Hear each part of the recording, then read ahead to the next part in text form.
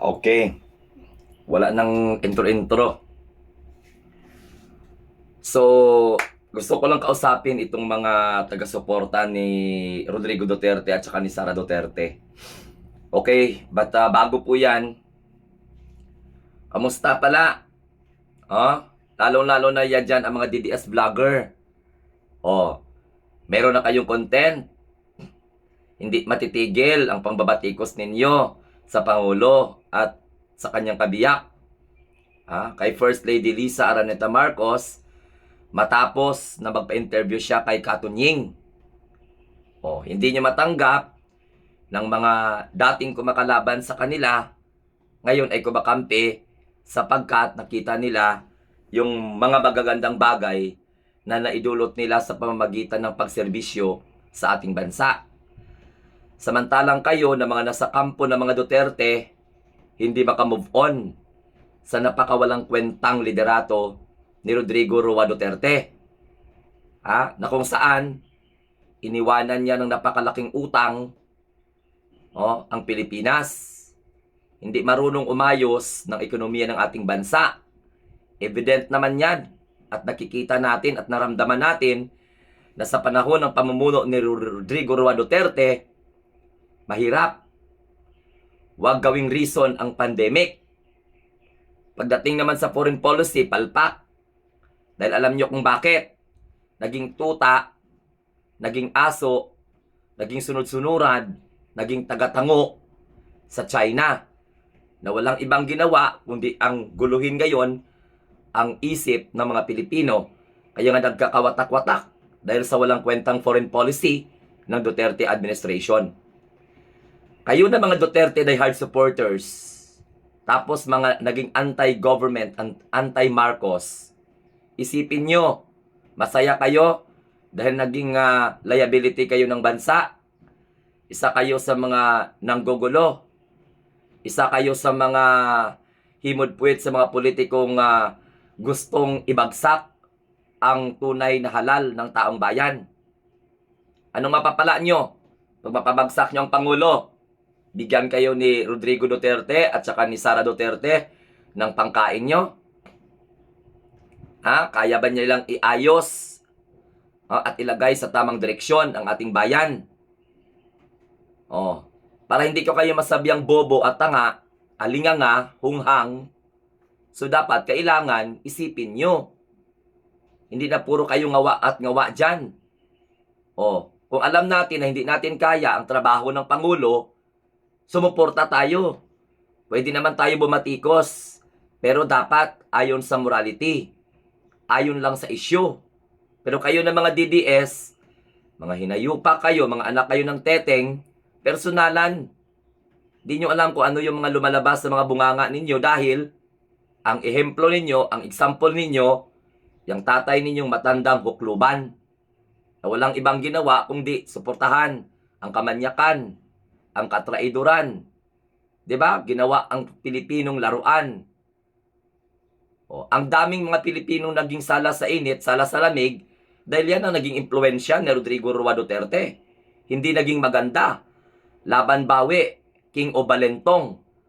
Pag na-corner, magamit ng ad hominem. Dapat tayo, mga Pilipino, sit aside the political differences. Be a true partner of nation building. Hindi na tapos na yung termino ni Rodrigo Duterte, pilit nyo pang inaangat. So kung maangat pala yan siya, di hintayin ninyo ang 2025 or 2028 election. Hindi na kayo ngayon mga DDS ang puwersa na gustong manggulo. Actually, hindi nga gusto, ng gulo na nga eh. So anong gusto nyo? Maging masaya kami? Hindi kami papayag. Kung lait-laitin ninyo ang Pangulo, mahiya kayo. 'Di ba? Just go to your room and face in front of your mirror and try to evaluate if you can do something just like what the President and the First Family did in our country. Hindi na kung basta lang kayo makakabatikos, akala nyo lahat ng problema, lahat ng problema, ang solusyon ay nasa sa inyo. Sabi ko nga, you can criticize the government as long as you can. But dapat reasonable. And then, hindi destructive. Dapat constructive. Kaya nagkakaletse-letse, nag-aaway-away tayo dahil po sa ganyang klaseng mentalidad ninyo.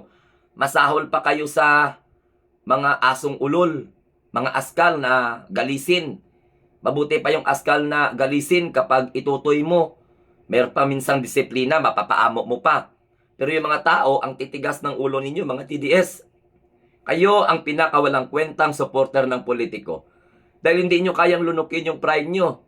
Alam nyo na hindi na tama yung ginagawa ninyo pag suporta ninyo kay Duterte, instead na i-acknowledge o i-encourage nyo sila na suportahan ng gobyerno, ikaw naman, Digong, be a true example of a good father. You became a good father of this nation according sa mga tagasunod nyo, according sa mga kulto nyo. Pero ang tinuturo nyo, rebelde. Ang itinuturo nyo, magtanim. Paano magtanim ng galit, ng panibugo, no?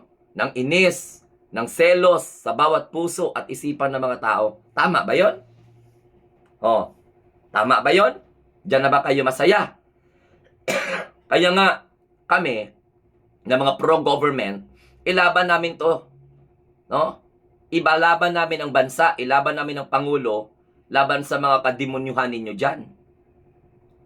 Ang importante dapat sana, maliwanagan kayo, tapos na yung termino nyo. O ano pang makukuha nyo sa panggugulo? Bumalik kayo sa pagiging leader ng bansa. Hindi naman pwede yun sa pamamagitan ng pagpapatalsik at pag-i-intimidate at ipilit ninyo kung ano yung gusto ninyo. Si PBBM hinalal ng taong bayan. Kung hindi nyo gusto, tiisin nyo. After the term niya, magtakbo kayo.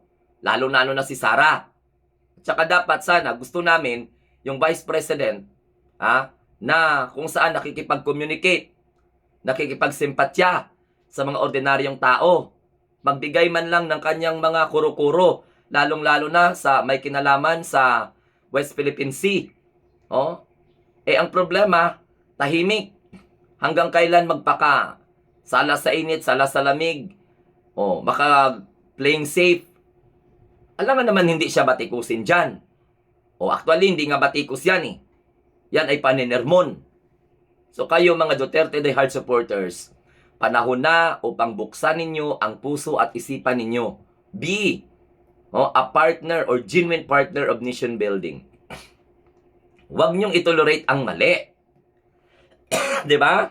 Ilang beses na kayo nagplano, pabagsakin ng gobyerno, wala pa rin nangyari. Naniniwala kayo sa mga peking ebidensya na inilabas sa inyo sa social media. Nakapag-aral kayo, si Maharlika lang nakagawa sa inyo ng tanga at saka bobo. Masaya kayo dahil sa kabubuhan at katangahan ninyo na inadapt ninyo sa mga vlogger na pera-pera lang, na kayang maimpluwensyahan ng mga material na bagay. So, dito, kaya kami naging pro-government dahil po alam namin na walang perpektong gobyerno, walang perpektong pangulo. Okay? Dapat naunawaan ng mga bawat Pilipino yan at saka citizen. Kami katulad kami, wala kaming nakukuhang kung ano-anong benepisyo dyan. Dahil hindi naman kami organized. Ako, hindi naman ako organized ng gobyerno. But I volunteered myself to become a pro-government influencer dahil yun ang pinakadapat gawin. Ang mag-suporta sa gobyerno, na kung saan ay pag nabagsak to, bagsak tayong lahat. Ang ginagawa ng presidente na kinaiinisan at kinagagalitan ninyo, para yan sa mga pro-government and anti-government people.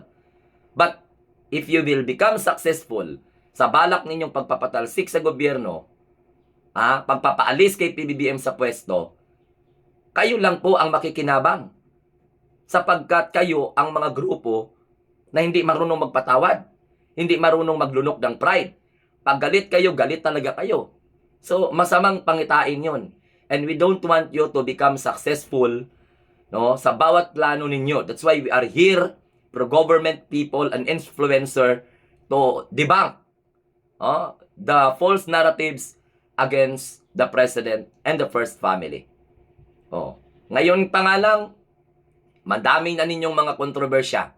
Kayo yung nagpapalabas ng mga baho ninyo noong nakaraang administration. Diba? So, klarong-klaro dito na Pagkukunwari lang pala yung pahalik-halik ninyo, Mr. Rodrigo Duterte, sa flag. At yung pag-defend ninyo sa flag, front lang pala yun. Alam nyo kung bakit? Nakipagkasundo kayo sa China na walang alam ang sambay ng Pilipino. Nakipag-communicate kayo sa China na walang alam ang mga Pilipino. That is personal. Okay? Secret agreement. Very delikado. That's why the president comment, hilarious. Horrified. He horrified. So kayo ngayon, mga DDS, ako'y nakikiusap sa inyo. Gamitin nyo puso nyo, gamitin nyo utak nyo, huwag magpadala sa emotion. If you want Sara become the president, then let the Filipino people decide.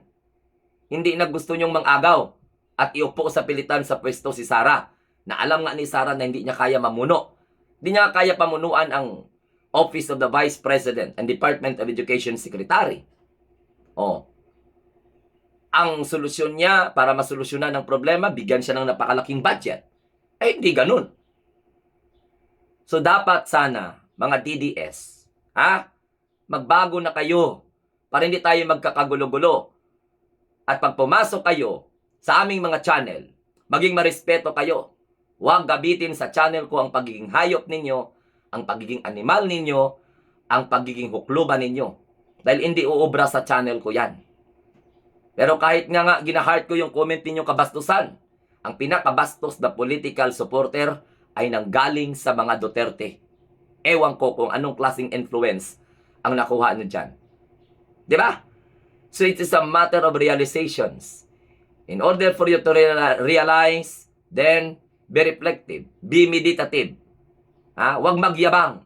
Dahil unang-una di nyo kaya ang ginagawa ng Pangulo. Hindi nyo kaya ang pagpapakahirap ng Pangulo. So avoid criticizing the president, in the what you call this, in a manner of ad hominem.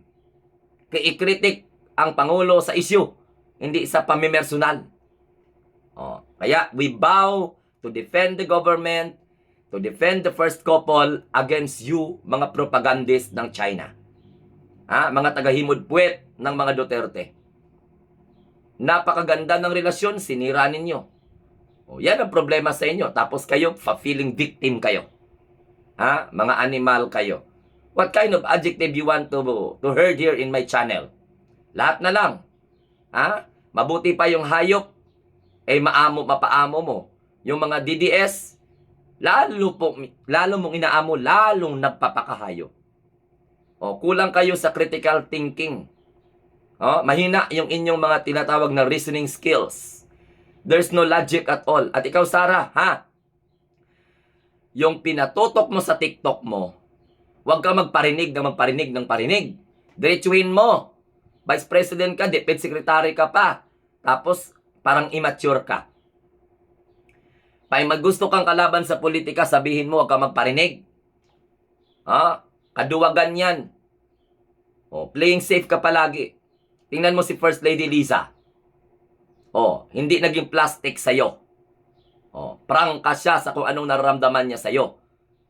Kayo na mga DDS dyan. Diba? Again, may advice, huwag magpakahayop. Tao kayo, hindi kayo sapat, hindi kayo animal. Mukha lang kayo mga tiyonggo. Basta hindi namin pwede na palagpasin kung ano man ang hindi niyo magandang sinasabi sa gobyerno. Gagawa't-gawa kami ng paraan. Kaya kayo mga Pilipino, huwag niyong suportahan ang Duterte tandem. Ano lang mo kung bakit? Magiging dodo yan at saka titi ang kinalalabasan. Duterte, dodo, titi tandem. Pag Sara, Robin, magiging Saro. Ibig sabihin sa Japan, unggoy. Pag Glenn Chong at saka Bongo, magiging Chonggo ang kinalalabasan. Pag Bongo and Bato, magiging Boba ang dating. Yan ang mga grupo ninyo. So sana, mga Pilipino, huwag magpalinlang sa kampo ng mga Duterte. We need to do something in order for them not to be able to become a next leader of this country. Kasi hindi pa nga natapos termino ni PBBM, pinagkakainteresa na. Now, you know, ang pinaparinggan mo, Sara Duterte, na manggagamit, ikaw yon. Ikaw ay isa sa number 1 na manggagamit at nagpagamit. Yon ang termino. Kasi kung kinontinue mo lang ang pagmamahal kay PBBM, ang pagpoprotekta, ikaw nagsabing protektahan natin ng presidente, pagkatapos, kalaban pala, ang kumakalaban pala ng sobra-sobra, ang pamilya mo. Ha? Okay, sige. Mga DDS, magkita-kita tayong muli. Huwag maging bastos sa channel ko. 2 bagay lang kalalagyan nyo. Either i-delete ko, inisin kayo, or i-block ko kayo. Ha? O, adios.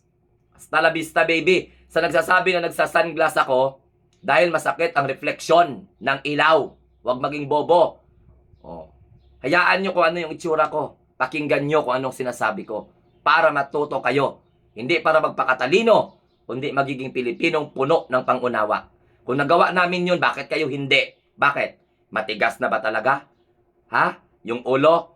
Hard-headed na ba talaga kayo? O, matuto kayo. Ha? Hindi na magpakatalino, kundi gamitin nyo wisdom nyo para maintindihan nyo kung anong nangyayari sa gobyerno. Have a nice day, and God bless everyone. Mabuhay ang bagong Pilipinas.